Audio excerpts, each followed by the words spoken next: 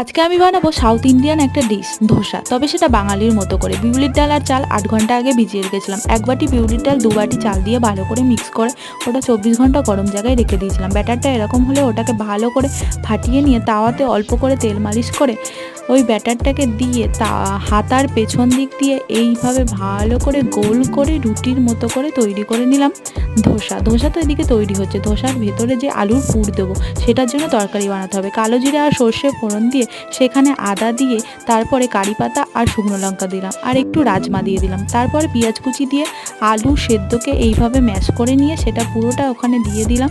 আর সেখানে হলুদ গুঁড়ো, লঙ্কা গুঁড়ো আর জিরে গুঁড়ো দিয়ে ভালো করে নাড়াচাড়া করে নামানোর আগে অল্প একটু বাদাম আর বিট লবণ দিয়ে নামিয়ে নিলাম পুরটা। এরপর ওই ধোসার মধ্যে তরকারির ওই পুরটা সুন্দর করে লম্বালম্বিভাবে দিয়ে ধোসাটা ভালো করে মুড়ে নামিয়ে নিলেই তৈরি হয়ে গেল বাঙালির সেই ধোসা। এটা খেতে দারুণ।